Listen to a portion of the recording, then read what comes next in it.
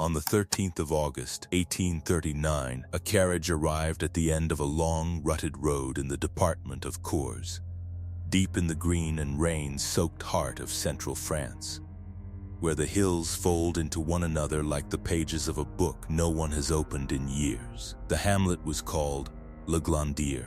The building that rose from the mist was not a house in any ordinary sense, but the remains of a Carthusian monastery, founded in the year 1219 by the Vicomte de Combourne, occupied for 5 centuries by monks who had taken vows of silence, and abandoned to the weather and the revolution and the slow indifference of time.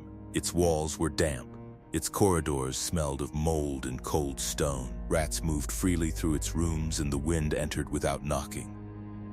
Inside the carriage sat a young woman of 23. She was Parisian. She was educated.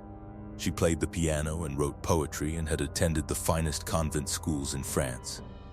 Her name was Marie Fortune Capelle, and she had been married for exactly 3 days to a man she found physically repulsive in a ceremony she had not chosen to secure a future she had been promised was grand. She had been told that her husband was a wealthy iron master, the owner of a palatial estate with an income of 30,000 francs a year. She had been told that Laglandier was beautiful. She had been told many things. And now, stepping from the carriage into the August damp, she saw the truth. The estate was a ruin. The ironworks was bankrupt.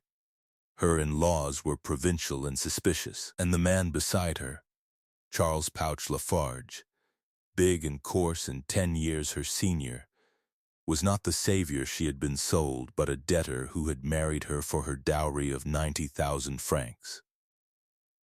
That night, Marie locked herself in her bedroom and slipped a letter beneath the door to her husband. She begged him to release her from the marriage. She told him she loved another man. She threatened to take her own life with arsenic. It was the first time the word appeared in this story. It would not be the last. Within 5 months, Charles Lafarge would be dead, and Marie would stand accused of his murder in a trial that would tear France in two, pit science against superstition, and produce the first criminal conviction in history based on forensic toxicological evidence. This is a story about a woman, a poison, and a question that has never been settled. And it begins not with a crime, but with a cage. Every story we tell on this channel is one the world tried to forget, a woman silenced, a case buried, a name erased from the record. If the voices of the lost and the overlooked are the kind of history that matters to you, then you have found where you belong. Stay with us. Marie Fortune Capelle was born in Paris on the 15th of January, 1816. Her father was Colonel Capelle, an artillery officer who had served in Napoleon's army, a man of some standing and considerable pride. On her mother's side, the lineage was more complicated and more illustrious. Her maternal grandmother, the Baroness Collard, was said to be the natural daughter of Sidonie Flicet, Comtesse de Genlis, and Louis-Philippe II, Duke of Orleans, the man who had voted for the execution of his own cousin, King Louis XVI, during the Revolution, and who was himself sent to the guillotine in 1793. Marie carried in her blood, therefore, both the prestige and the scandal of French aristocracy, a heritage that opened doors but always with a faint draught of disgrace blowing through them. Her childhood was marked by loss. Her father died in a hunting accident when she was 12 years old. Her mother remarried quickly, a second union that did not last long, for she too died when Marie was 19. Orphaned, proud, and financially dependent, Marie was taken in by her maternal aunt, who was married to the Secretary General of the Bank of France. It was a household of comfort and status, but Marie occupied within it the precise and humiliating position of the cousine pauvre, the poor relation, tolerated but not cherished, provided for but never allowed to forget that the provision was a charity. She was sent to elite schools where she mixed with the daughters of the moneyed aristocracy, girls who would marry viscounts and bankers and men with estates that functioned. Marie kept pace with them in every respect but one. She had no fortune of her own. Her dowry of 90,000 francs, while respectable, was not impressive by the standards of her social circle, and the gap between what she appeared to be and what she could afford to become was a wound she carried with her always, dressed in ambition and papered over with pride. By the time she reached 23 without a husband, the situation had become urgent. Her uncle engaged the services of a marriage broker, a transaction conducted without Marie's knowledge, and the broker produced exactly one candidate who met the family's requirements. His name was Charles Lafarge. Charles Pooch Lafarge was 28 years old, the son of a justice of the peace in Vigeoise. His father had purchased the former Carthusian monastery at Laglandier in 1817, hoping to convert it into something profitable.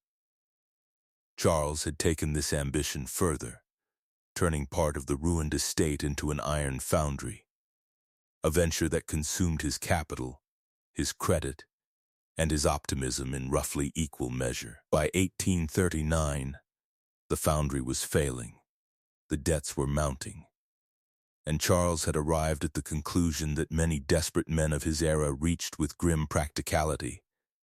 A wealthy wife was the only remaining solution.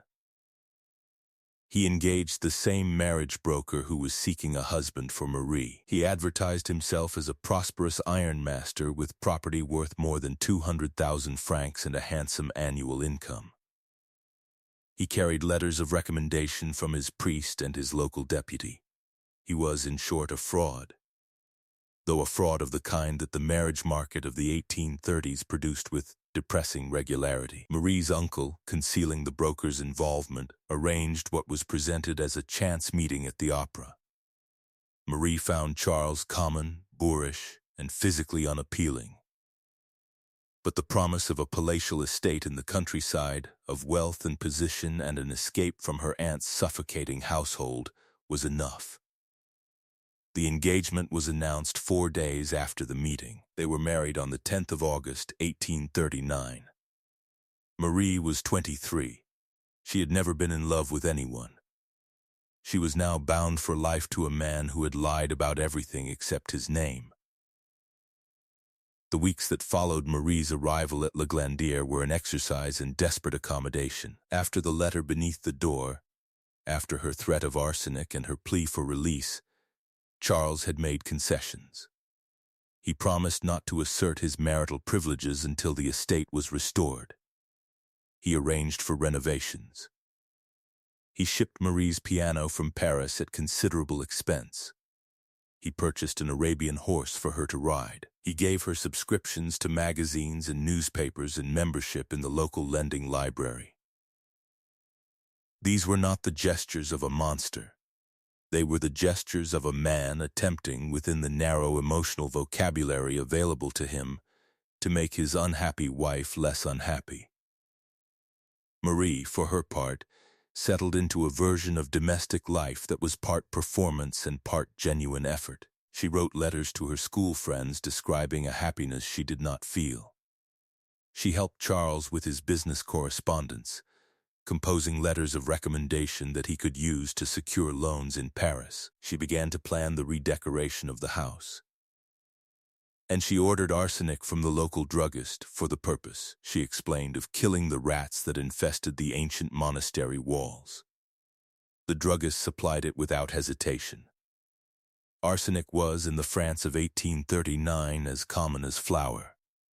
It was used for rat poison, for insecticide, for cosmetic preparations, for the treatment of various ailments. It was sold over the counter and asked few questions. It was also, of course, the most reliable means of murder available to anyone with patience and access to a kitchen. In December of 1839, Charles left for Paris on a business trip, hoping to raise money to save his foundry. Before he departed, Marie made a will bequeathing her entire inheritance to her husband, on the condition that he do the same for her. Charles agreed and drew up a reciprocal will. What Marie did not know was that he also made a second, secret will, leaving the Laglandier property not to her but to his mother. While Charles was in Paris, Marie wrote him passionate letters and sent him her portrait. She also sent him a Christmas cake, baked with her own hands, in the spirit of the season. Charles ate a piece of it and was immediately seized with violent illness, cramps and nausea and diarrhea that mimicked the symptoms of cholera, a disease so common in the France of that era that no one, including Charles himself, thought to look for another explanation. He threw the remainder of the cake away, assuming it had spoiled during transit, and returned to Laglandier in early January still feeling unwell. Marie put him to bed and took charge of his care. She fed him venison and truffles. Almost immediately, the illness returned with renewed force. The family physician, Dr. Barden, was called and confirmed what everyone assumed: cholera-like symptoms, nothing more. Marie asked the doctor for a prescription for arsenic to deal with the rats that disturbed her husband's sleep. The prescription was granted. Over the following days, Charles deteriorated rapidly. He suffered leg cramps, severe dehydration, and relentless nausea. His relatives gathered around his bedside, including a young cousin named Emma Pontier and a family friend named Anna Brunn. A second physician, Dr. Masnot, was summoned. He too diagnosed cholera and prescribed eggnog to strengthen the patient. Marie prepared the eggnog herself and brought it to Charles. Anna Brunn watched her take a white powder from a small malachite box she carried and stir it into the drink. When Anna asked what the powder was, Marie replied that it was orange blossom sugar. Anna said nothing but watched the surface of the eggnog after Charles took a few sips. She saw white flakes floating on the liquid. She showed the glass to Dr. Masnot, who tasted the eggnog, felt a burning sensation in his mouth, and attributed the flakes to plaster that might have fallen from the ceiling. Anna was not convinced. She kept the remaining eggnog in a cupboard. She watched Marie stir the same white powder into a bowl of soup. She watched Charles take a few sips and immediately convulse with pain. And then, with more courage than anyone else in that house had shown, Anna Brunn told the family what she had seen.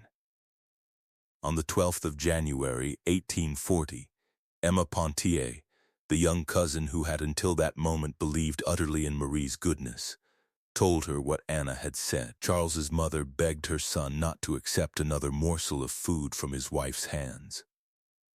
A third doctor, Ren de l'Espinasse, was called on the 13th. He examined Charles and suspected poison. But by then the damage was irreversible. Charles Lafarge died a few hours later, on the 14th of January, 1840. He was 28 years old. What followed was a scramble of accusation and evidence gathering that would have been farcical had it not concerned a man's death. The justice of the peace from Brive arrived at Laglandier on the 15th. He took possession of the soup, the eggnog, and the sugar water that Anna Brunn had carefully preserved. He questioned the gardener, who revealed that Marie had given him arsenic in both December and January, ostensibly to make rat poison paste. But when the paste was examined, it turned out to contain nothing more than flour, water, and soda. The real arsenic had gone elsewhere. Emma Pontier, her faith in Marie finally broken, handed over the small malachite box. Dr. Lespinasse opened it and found arsenic inside. Marie was arrested and taken to the jail at Brive. There are women in history whose names were never spoken aloud after the courtroom doors closed. Their stories were filed away, sealed in archives, left to gather dust in rooms no one visits. This channel exists to open those rooms. If you believe that the forgotten deserve to be remembered, then you are already part of something important. By the time Marie Lafarge entered the assize court at Toulay on the 3rd of September, 1840, dressed in mourning black and carrying a bottle of smelling salts in one gloved hand, the case had already become the most talked about event in France. Newspapers reported every detail. The curious arrived from across Europe. The public divided itself, with the passion and ferocity that the French reserve for matters of love and justice, into pro-Marie and anti-Marie factions. She had received some 6,000 letters in prison, most of them sympathetic, many from wealthy gentlemen offering marriage or financial assistance, some from young women who sent flowers and books and saw in Marie a romantic heroine unjustly accused. Before the murder trial could begin, however, Marie faced another charge. A former school friend, the Viscountess de Loteau, had accused her of stealing a diamond necklace during a visit the previous summer. When the necklace was found during a search of Laglandier, Marie claimed the Viscountess had given it to her to pawn, to pay off a blackmailer. The court did not believe her. She was convicted of theft and sentenced to 2 years' imprisonment, a verdict that damaged her credibility before the murder trial had even opened. The murder case hinged on science, and science in 1840 was not yet sure of itself. The prosecution sought to prove that arsenic had killed Charles Lafarge. Local doctors had performed a post-mortem examination, extracting the stomach and applying the old, unreliable chemical tests for arsenic. They declared that arsenic was present. But Marie's defense team, led by the young and brilliant Charles Lafarge, had a devastating weapon. One of Marie's other lawyers, Maître Paillet, happened also to represent the renowned toxicologist Mathieu Orfila, the acknowledged expert on a new test for arsenic detection invented just 4 years earlier by the Scottish chemist James Marsh. Paillet wrote to Orfila, who reviewed the local doctor's work and submitted an affidavit declaring that the tests had been conducted so incompetently that their results were meaningless. The Marsh test was, in its way, a miracle of precision. Invented in 1836 at the Royal Arsenal in Woolwich, it worked by mixing a sample with arsenic-free zinc and sulfuric acid. Any arsenic present would produce arsine gas, which, when heated and directed onto a cold surface, would decompose into a mirror-like deposit of metallic arsenic, visible, measurable, and impossible to dispute. It was the first reliable method of detecting minute quantities of the poison, and it had the potential to transform the courtroom from a theater of opinion into a laboratory of fact. But the test required skill.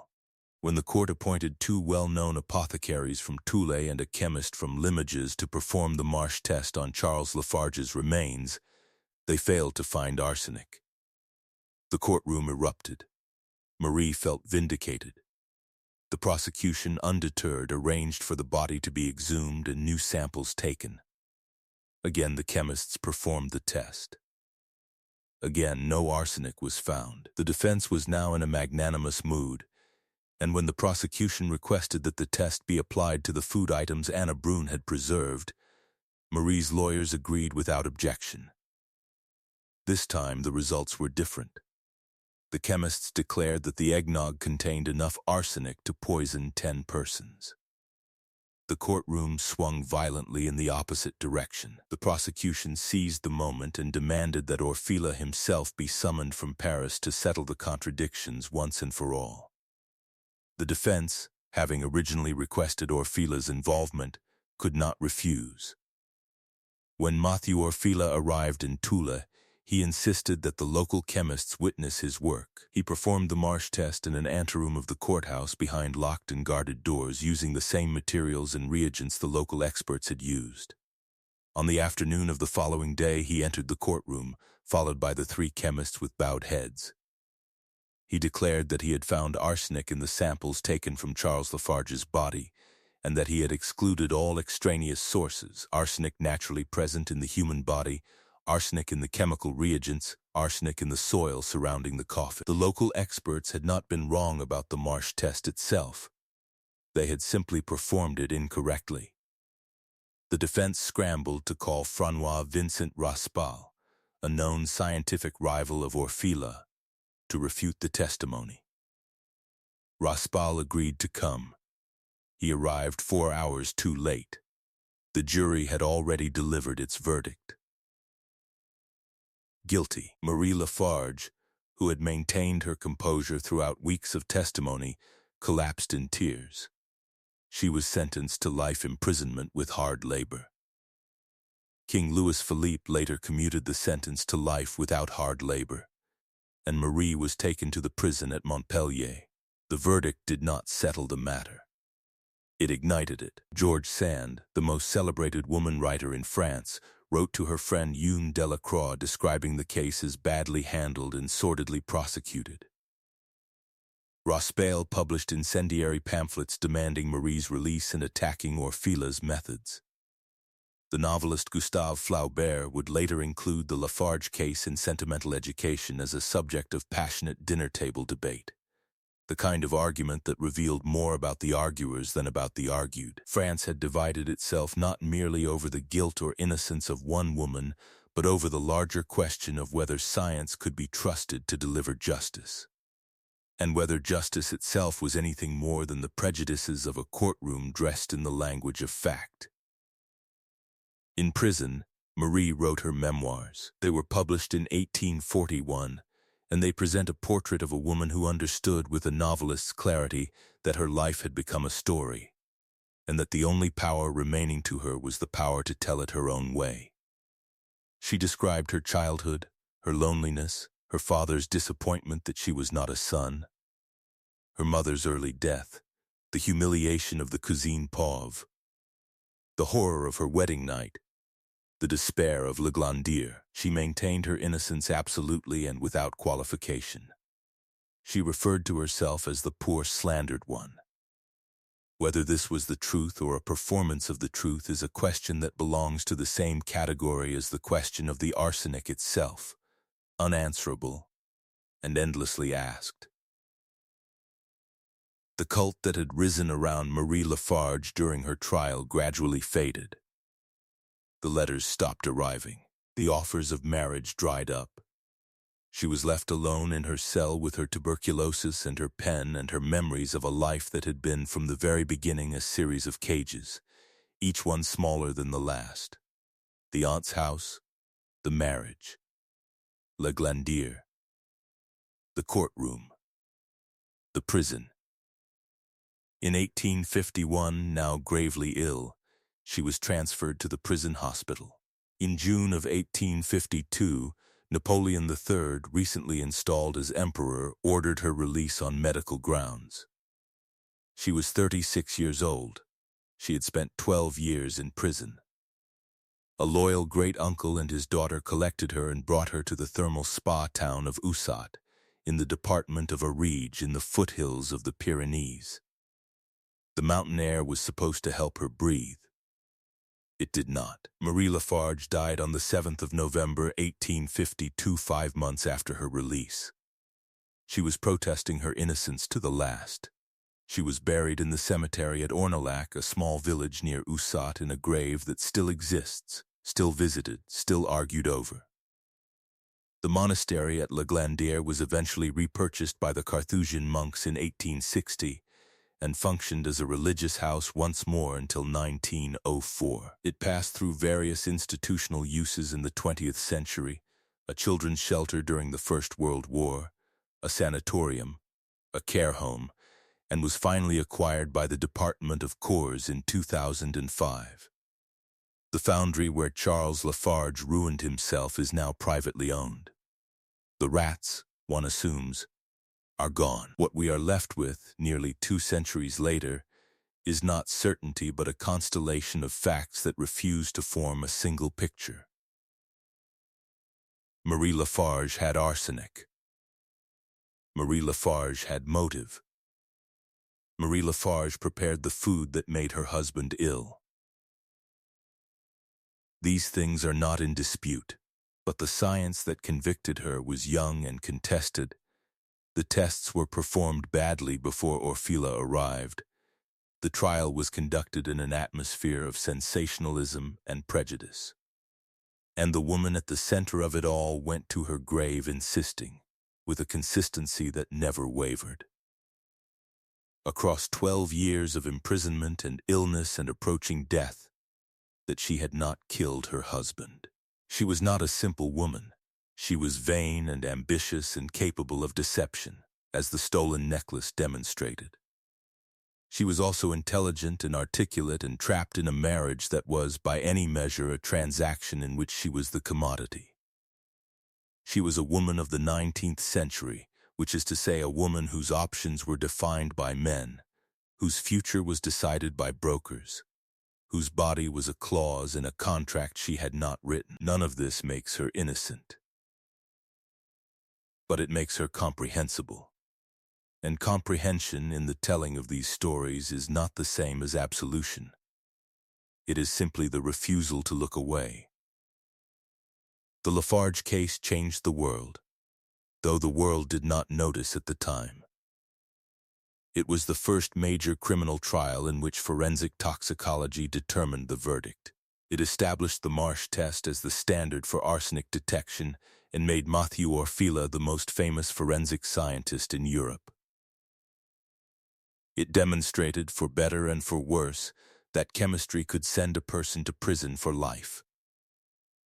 It opened a door that has never been closed, the door between the laboratory and the courtroom, between the test tube and the verdict, between what can be measured and what can be known. Every toxicology report filed in every murder case since 1840 owes something to the trial of Marie Lafarge in the assize court at Toul. And Marie herself?